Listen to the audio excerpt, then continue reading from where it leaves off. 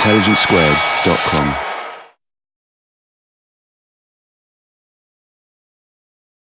Welcome to the Cadogan Hall and to tonight's debate, which is Beware the Dragon.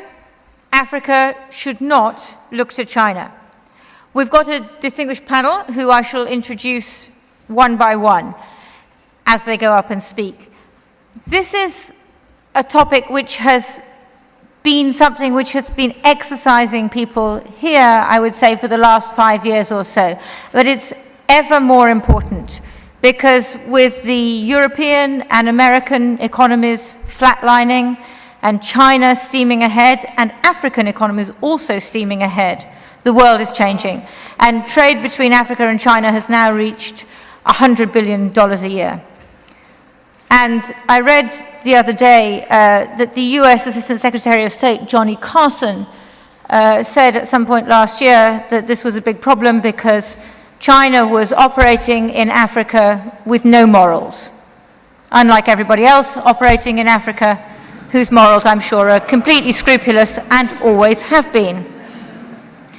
But that does go to the heart of the debate, doesn't it? Is China a model which has lifted hundreds of millions of its own people out of poverty and a guide and a benign influence, or is China reinforcing corruption and exploitation? I think that will be the heart of our debate tonight. Now, you will have been polled as you came in, whether you are for or against the motion, and you should also have these voting cards. And so when the main speeches have finished and you've had the chance to ask a few questions yourself, people will be coming around with ballot boxes, so we would ask you to tear the slip in half and vote for or against as you wish. If you really can't make your mind up, then you put a don't know, which is the whole slip. But I hope that our panelists tonight will be able to sway you one way or another.